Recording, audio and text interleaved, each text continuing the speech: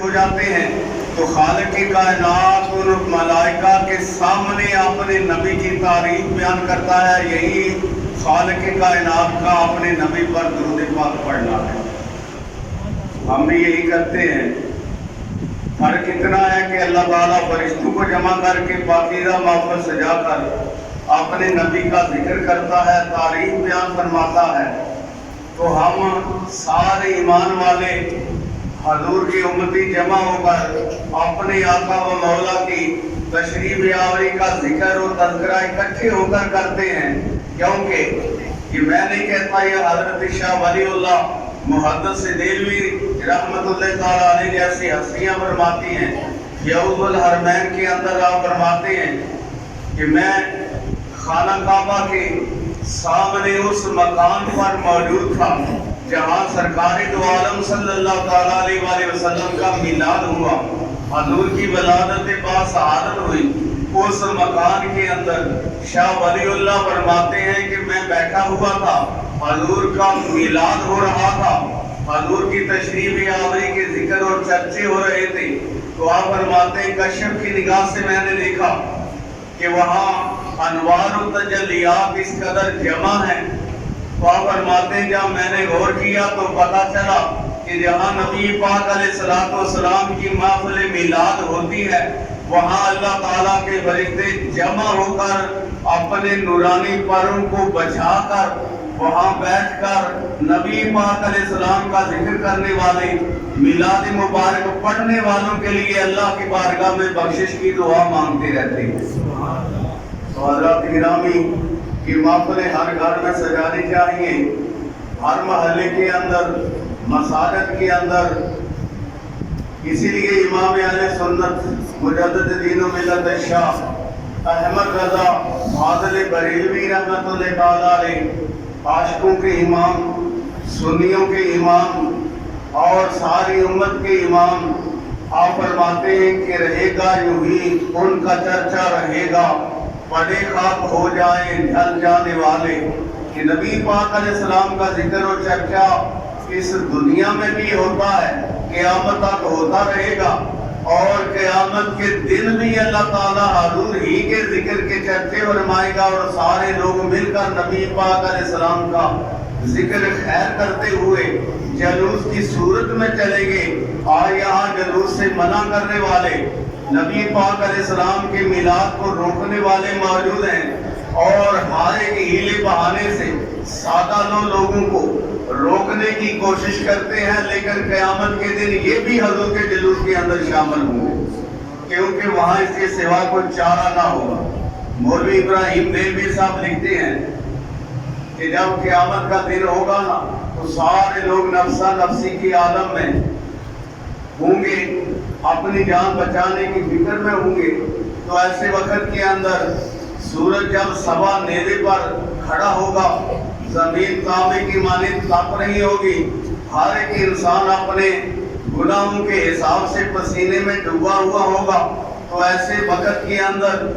کوئی کہے گا کہ چلو آج ابو البشر حضرت آدم علیہ السلام کی بارگاہ میں چلتے ہیں اور آپ سے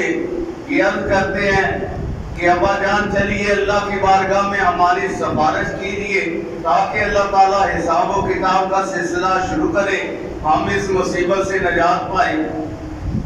حضرت آدم علیہ السلام بھی وہاں فرمائیں گے کہ نہیں, میں اللہ تعالیٰ کی بارگاہ میں جانے سے ڈرتا ہوں, تم کسی اور کے پاس جاؤ. حضرت نوح, حضرت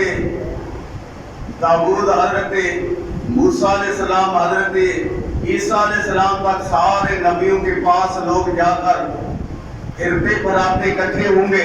تو حضرت عیسیٰ علیہ السلام بھی فرمائیں کہ اللہ کی بارگاہ میں آج جانے کی مجھ میں تو ہمت نہیں, مجھ میں یہ طاقت نہیں کہ اللہ کی بارگاہ میں جا کر وہاں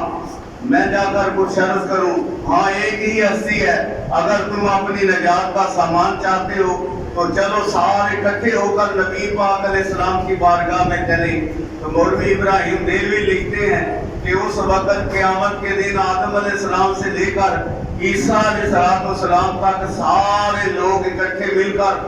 اور جلوس کی شکل میں حضور کی ذات پر درود و سلام پڑھتے ہوئے جائیں گے اور حضور کی بارگاہ میں جا کر عرض کریں گے. تو جب سارے لوگ حضور کی بارگاہ میں جائیں گے کہ حضور آج آپ کے سوا ہمارا کوئی نجات دینے والا نہیں ہے, اللہ کی بارگاہ میں آج ہماری فریاد پہنچانے والا آپ کے سوا کوئی نہیں ہے, تو حضور چلیے, حضور فرمائیں گے آؤ تم پہلے سے کہاں بھٹکتے پھر رہے ہو, انا لہا, آج کے دن کے لیے تو میں ہی ہوں تمہارے کام آنے کے لیے. اس دن نہ ماننے والے بھی جلوس میں شامل ہوں گے. تو امام اہل سنت فرماتے ہیں آج لے ان کی پناہ, آج مدد مانگ ان سے, پھر نہ مانیں گے وہ کل قیامت میں اگر مان گیا. ماننا ہے تو اسی دنیا میں مانو گے تو یہ ماننا تمہارے کام آئے گا. تو حضرات گرامی, اپنی اپنی قسمت کی بات ہے, اپنے اپنے مقدر کی بات ہے. امام اہل سنت مجدد دین و ملت شاہ احمد رضا فاضل بریلوی رحمت اللہ تعالی علیہ کی عمر مبارک صرف 6 سال تھی جب آپ نے سب سے پہلی تقریر فرمائی, اور پہلی تقریر جو فرمائی آپ نے وہ میلاد مبارک پر آپ نے وہ تقریر کی ہے. تو روایات کے اندر آتا ہے, کتابوں کے اندر آتا ہے کہ 6 سال کی عمر میں امام اہل سنت نے یہ نہیں کہ چھوٹے چھوٹے بچوں کو بٹھا کر میلاد مبارک کو پڑھا تھا. آپ کی اس تقریر کے دوران جو مجمع تھا وہاں اس وقت کے بڑے بڑے علماء جو تھے وہ سامنے بیٹھے ہوئے تھے. ان کے سامنے آپ نے نبی پاک علیہ الصلوۃ والسلام کا میلاد مبارک پڑھا. تو جب امام احمد رضا فاضل بریلوی نے ان سب علماء کے سامنے نبی پاک علیہ الصلوۃ والسلام کے میلاد مبارک پر تقریر فرمائی, تو آپ کی تقریر جو تھا اس کا مین نقطہ یہ تھا, آپ نے ان علماء سے سوال کیا کہ ذرا یہ تو بتاؤ کہ جب نبی پاک علیہ السلام اس دنیا میں تشریف لائے, آپ کی ولادت کے بعد سعادت ہوئی, تو سب سے پہلا کام جو نبی پاک علیہ السلام نے کیا وہ اس دنیا میں آتے ہوئے کیا کیا تھا؟ تو آپ نے فرمایا کہ سرکار دو عالم صلی اللہ تعالیٰ علیہ وآلہ وسلم جب اس دنیا میں تشریف لائے تو سب سے پہلے اس دنیا میں آتے ہوئے نبی پاک علیہ السلام نے زمین پر سجدہ کیا اور اپنے رب کو یاد کیا, اور جب سجدہ فرما چکے, اللہ تعالیٰ کی حمد و ثنا بیان کر چکے, تو دوسرا جملہ جو آپ کی زبان پر تھا وہ یہی تھا, رب ہب لی امتی, یا اللہ تو نے مجھے جس امت کا نبی بنایا ہے نا وہ ساری امت مجھے سونپ دے. تو امام اہل سنت فرماتے ہیں جس نبی نے اس دنیا میں آتے ہوئے سب سے پہلے اللہ کے ذکر کرنے کے بعد سب سے پہلا یہ کام کیا, اپنی امت کو یاد کیا, تو یارو یہ امت کا بھی تو حق بنتا ہے نا نبی پاک علیہ السلام کی تشریف آوری پر ان کو یاد کیا ہے. اگر کوئی نہیں کرتا تو یہ اس کی اپنی مرضی ہے نا, یہ اس کے اپنے مقدر کی بات ہے. لیکن آپ نے فرمایا امتی جو ہے اس پر لازم ہے جس نبی نے اس دنیا میں آتے ہوئے اس کو یاد کیا, تو امتی پر لازم ہے کہ نبی پاک علیہ السلام کی تشریف آوری پر نبی پاک علیہ السلام کا ذکر کرتا رہے.